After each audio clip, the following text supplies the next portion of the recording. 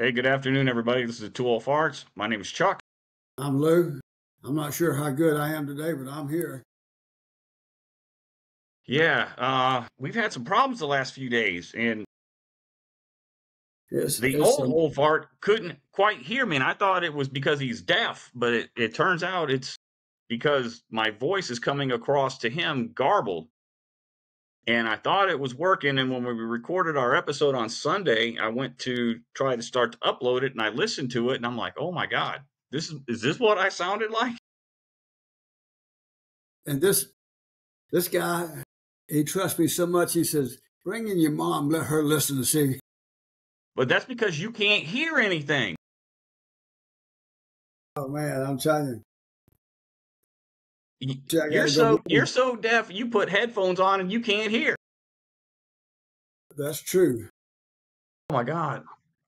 Thursday, I Oh, got when we get these adjusted and the other ones adjusted, and I got some questions for her. See how I can figure out how to use communications better with these hearing aids and stuff. So we'll see. Ooh, hang on. Let me turn off this light. See if I can. That's a little better, I think. Now you're better with the light. Nah, You think so? yeah, All right. yeah. Man, it's rough trying to do a podcast during the week when you come home from work and you got stuff to do. It's easier on Sunday. Especially when you think it's my fault. Say, this time it's not mine. It's on you this time. It is on me. I just thought it's because you couldn't hear. We're going to have to list that, put that on a list of pet peeves, right? Yeah, so Sunday we did a whole 30-minute episode, and this one is still going to be entitled Pet Peeves, but you did some research, so I'm gonna let you go first. Well, first off, we'll give a definition. A peeve is an annoyance, and a pet peeve is an annoyance that's nurtured like a pet.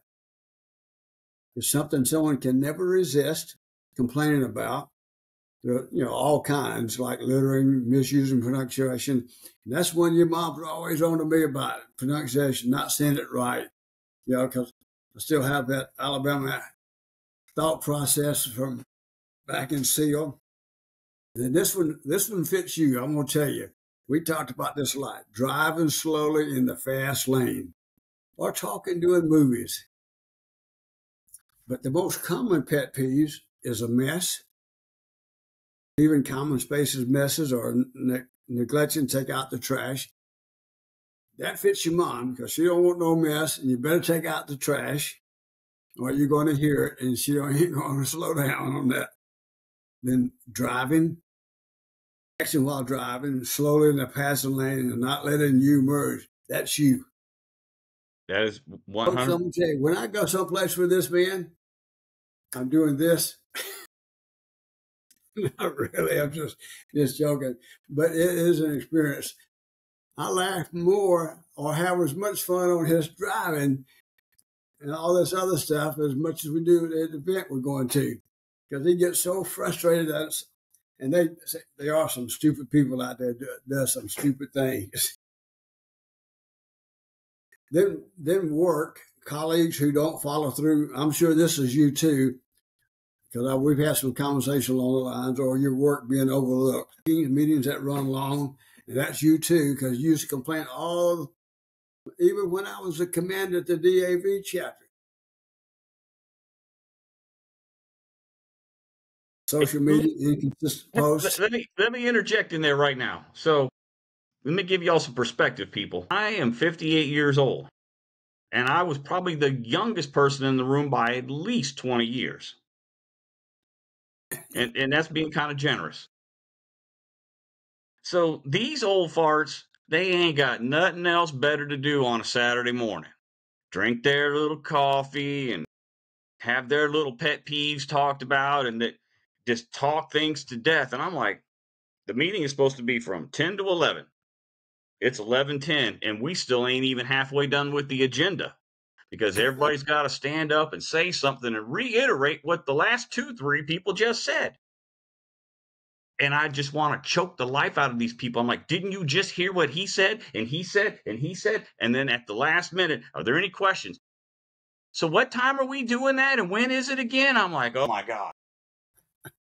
That's It's old true. people. They got nothing else better to do. They ain't got a job to go back to or something fun on Saturday to go do. This new chapter I joined chapter 114. You'd enjoy it. 67 we eat, and last time they had pizza and different stuff and things like that. But meeting starts at 7, 8 o'clock. We're through. I've gone to 4 or 5 meetings now. I can't remember any of them going maybe 5 minutes after 8. That's it. Got the On a agenda. weeknight? Huh? On a weeknight? Yeah, it's on Wednesday night. It's the fourth Wednesday of every month, and it's in Helotes. Yeah, so you want me to get on and drive in traffic all the way down to Helotes on 1604 and then back with Yeah, how I am about people driving in the fast lane slow. yeah, and the passing like, but I really And I like go to bed chapter at 9 o'clock. 114. So, and we're through by 8. Sometimes at 5 after 8 at the most. But I really like the chapter. Commander Cortez. He actually used to be at chapter 14, and like Dan and I, he just had some reasons to change. And actually, this chapter used to be out by Lackland, and they moved it over to the Helotes. And it's in a community care center right across from the high school there in Helotes. But anyway, and the other was social media, inconsistent posts at home, bedmate who takes too much of the blanket, and all that kind of stuff.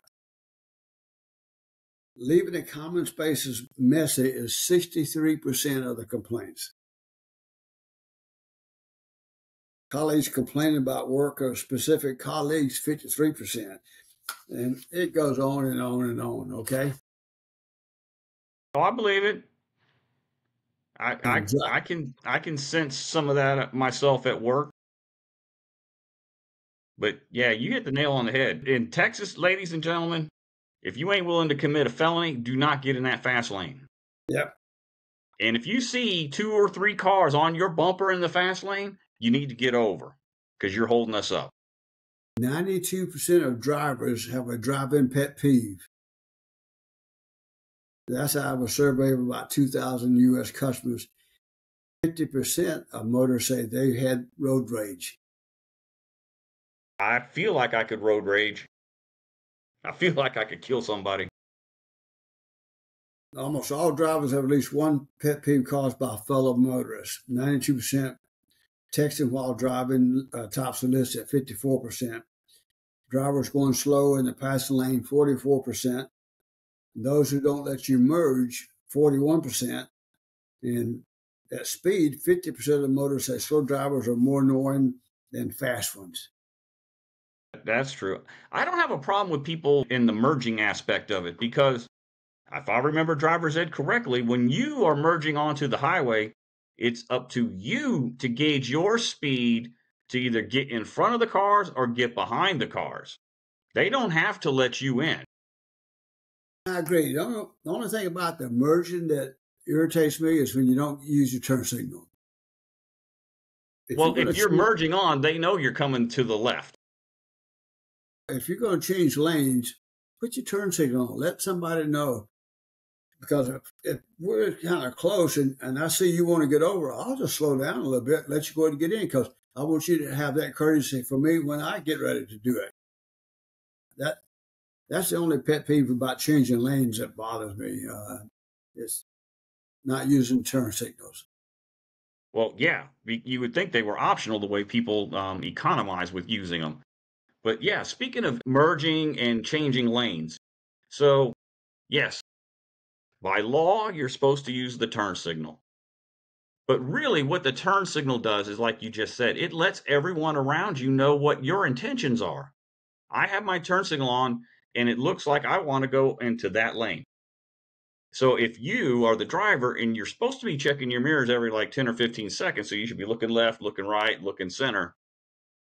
Hopefully you can see and then you can speed up or slow down to let them over. But more importantly, like you were talking about merging at the beginning, when you are coming up to a point where you know cars are getting ready to merge on, it's probably the smart thing to do to get over a lane and let all of those cars get in onto the lane at speed. Because all you end up doing is just slowing everybody down. And then you get annoyed because they're trying to get it, and then you finally change lanes. Why can't you just do that a quarter mile back before you get there? Thank you very much. If I'm going someplace, I know 90% of the time, down the road, half mile down or 3/4 of a mile down, whatever, I need to get over to the right so I can make that right turn, or get into the left so I can make, you know. And I think that's what you're always saying whenever we're out driving, about looking ahead. 2 or 3 moves ahead, you should know what you're doing, and always look for an exit or, an Thank you. out. You should never box yourself in. Always try to find an out when you're on the road. And if you're checking the mirrors all the time, you'll pretty much have that. And that goes to my pet peeve about, like you said, changing lanes, turn signals, the fast lane, texting while driving. If you get into the car, your sole focus and purpose in life is to operate that machine safely and get from point A to point B. That's it. If you have a phone call or a text that needs to occur, get off the road, pull over, pull into a parking lot, pull into the breakdown lane on the highway, make your call, take your text, get back on the highway. Everybody will be happier and more thankful. In the other podcast, we were talking about one of the things that we used to do when I was back home back in the day.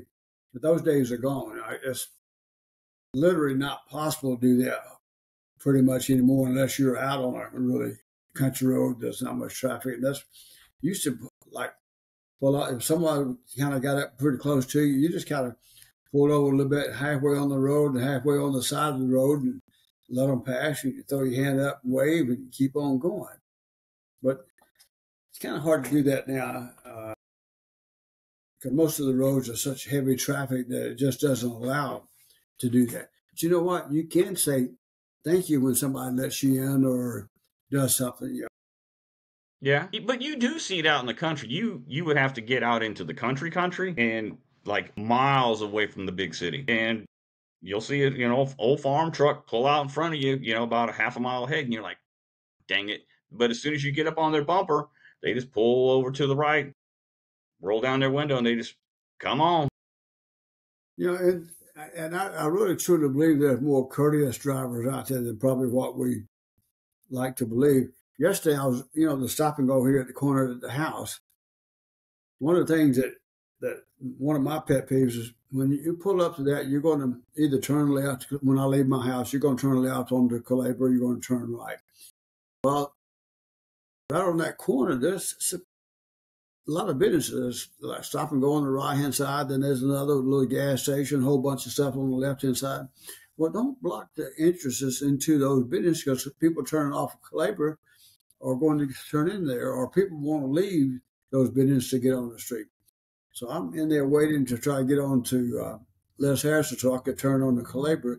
Well, this actually was a young couple in a white car, blocked the lane, and they saw me. Then they backed up to allow me to get in the lane. That's courtesy. That's, somebody taught those kids the right thing, how to do. Because sometimes I don't think we really teach. You go to a driving school, what are they going to teach you? They're going to teach you how to drive and pass the test.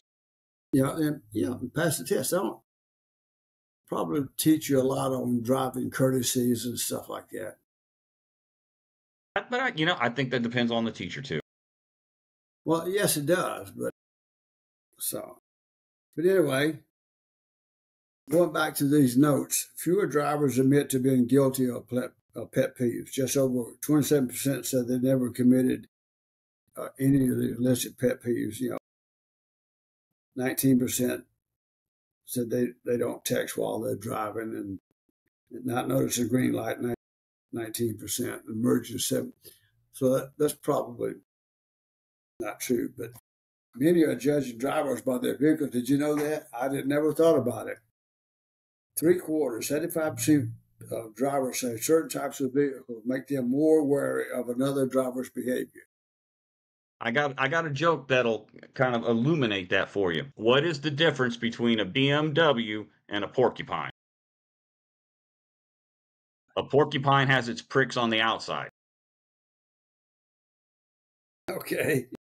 You will find jokes, and statistically, a lot of people will say that some of the worst drivers that they are around, aggressive, stupid, whatever you want to call it, are BMW drivers. Yeah. And some of the slowest drivers I've seen on the highway drive Teslas. I don't know why. They go the speed limit or Yeah. go slower. Yeah. And motorcycles, 38%. Sports cars, 31%. Pickup trucks, 25%. That surprises me. I Hey, would think pickup truck driver here. Pickup driver here. think people would think people in pickup trucks or trucks would have a. Then another 24% admitted to passing judgment based on the makes of other vehicles, stuff like that. But that's kind of interesting I try not stuff. to judge anybody by what they drive. I You never know, thought about it either. According to this survey, that's what they do. The 23% of Americans say they're easily angered while driving. 50% admit they have had road rage. That's surprising. Well, I guess it's not when you listen to the news and some of the incidents you see about road rages and shootings and things like that. Men are more likely than women to experience road rage, 56% versus 43%. Generation Z's, 62%, and millennials, 59%, are almost prone to have road rage. really Yeah, did not know that. I'm not. I'm not too. So help me clarify Generation Z and millennials. I mean, what? Okay, so I always wanted to equate you and mom as born in baby boomers, but technically you're not. Mom, I think might be. Technically, you're not. You're not a baby boomer. I think it goes from 45 to 64. Now, when I was growing up, it went to 1962.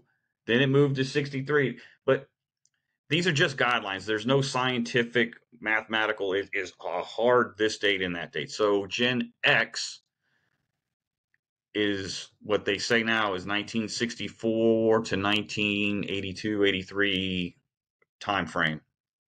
Gen Y, aka now the millennials, is from that early to mid 80s up to the late 90s, I think. Let me see. So it says from 77 to 95. So they're like shortchanging Gen X. Gen X age range they're saying is now it's up 1965 to 1980. It's like, man, they keep shrinking us. It went from 62 to 64. Now it's 1965. But what would? So anyway, boomers it says is 1955. This is that's a hokey website. Let's see, Pew Research. Let's see what they say. Pew Research. Let me put my glasses on. 1928 to 1945, they're saying is the silent generation. They're saying boomers are 46 to 64. Gen X, they're saying is 65 to 80. Millennials is 81 to 96. And Gen Z is 97 to 2012. So what would make these younger generation of people have more road rage? That's what I don't understand because they're very passive people. They're very happy go lucky. They don't seem to have a lot of hangups or anger issues. I don't get it. That's Maybe they're the silent generation. I don't know. No, you're the silent generation. Yeah. And then half of those who've had road rage, it has caused them to drive more aggressively. In fact, 50% of the drivers said they've used obscene language or hand gestures toward other drivers, while 57% have used their horns to scold others on the road. That's you. That's me. That's what a Pretty, horn is for. pretty interesting stuff, huh? Yeah, it is, but that's what a horn is for. Do what? I said, that is what you use a horn for, to get people's Yeah. attention. I don't have a problem using a horn. You know?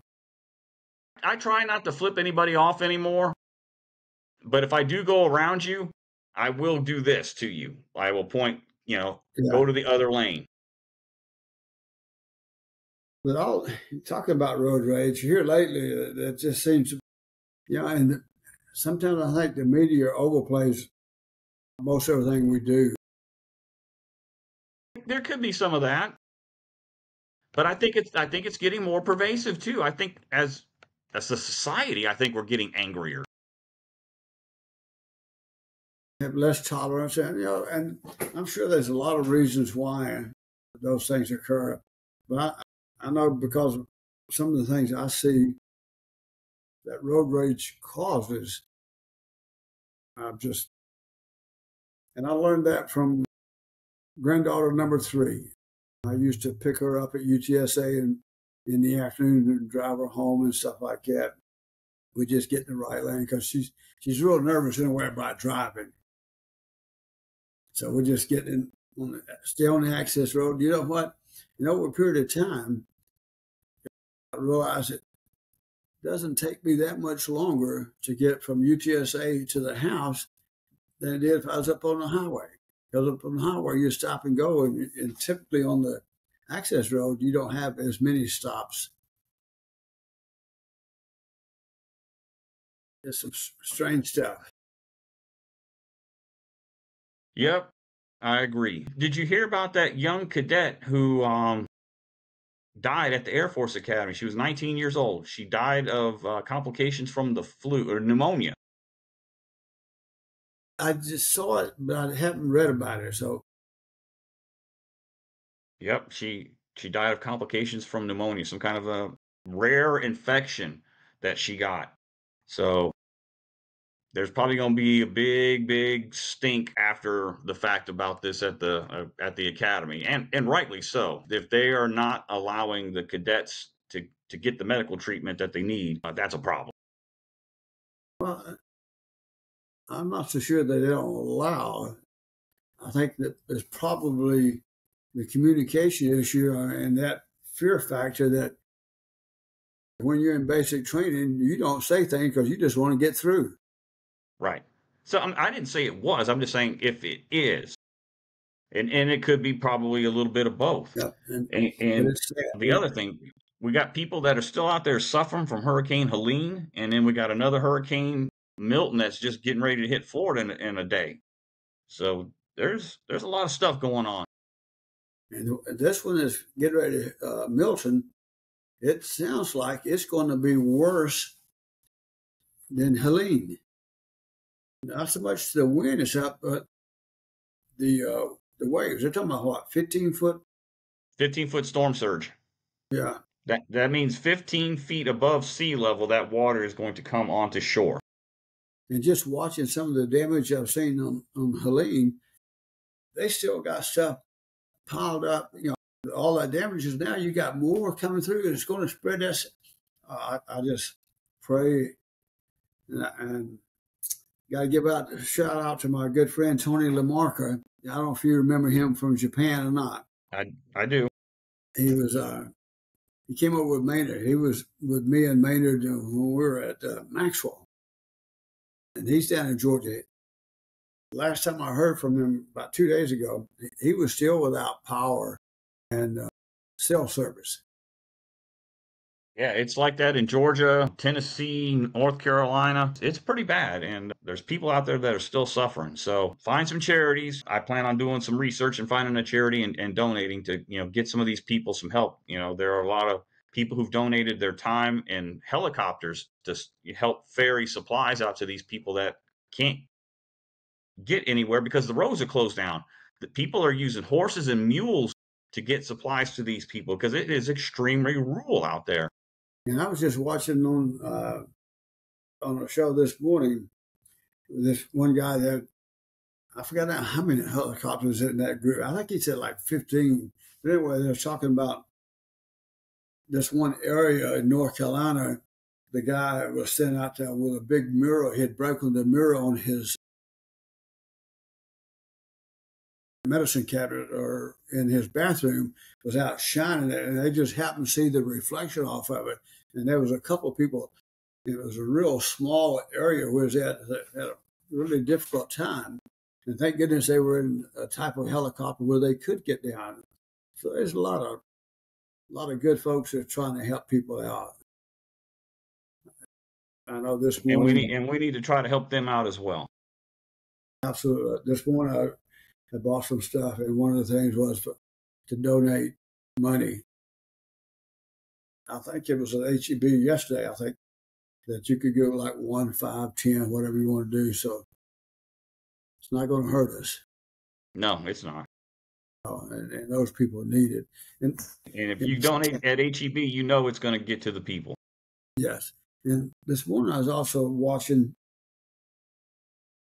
this one guy who was asked, do you have flood insurance? He said, yes. But talking about Florida, he doesn't have the surge protection. So if you don't have the flood, you don't get paid. Now, you have those surge walls that come in and do the damage, but that's not the same thing as the flood. It's not covered by flood insurance. That just doesn't make sense to me. Yeah. That's how they get you. Yeah. So anyway, we'll just keep all these people in our prayers and do what we can to help them, and every dollar will help. It will. Yeah. So we just have to encourage people, but I want to give a shout out to my friend Tony LaMarca. And I think my friend Daniel King is still in that Florida area. I got to check on him too. I think I told you, he and I went to school together. We graduated together. Yep, you did. Played football together and all that kind of stuff. So anyway, looking at the clock, we're getting up on 30 minutes. Yeah, let's give a shout out to you, Aunt Carolyn, and to how's Uncle Bobby? Uncle Bobby. In fact, I took him to see a doctor today. He had a follow-up appointment from a hospital visit with an endocrinologist or whatever you call that. But he's doing pretty good. He called me yesterday and asked me if I was doing anything. He said he's felt pretty good, but every now and then he gets a little tired. So I'll be there. What time you need me to pick you up? We're going to do that. And then he's got another appointment next week. But he was in good spirits and feeling pretty good. So, and he's looking pretty good. Give a shout out to him. And okay. And your two cousins and nieces in California. In fact, all of my nieces in California, cousins, Jessica and all those. Aunt Bertie's daughter. Yeah, and I think cousin Jimmy has been affected by Helene. I thought I saw some pictures of him and his son bathing in the creek. Yep, I got to reach out to him and see how he's doing because he's not too far from Columbus. I think he's about 30, 40 miles from Columbus in that area. So J&J Glass Company. So if you're in that area, you need some glass work, go see J&J Glass because they'll treat you right. All righty. Well, you have a good one. And you do the same old fart.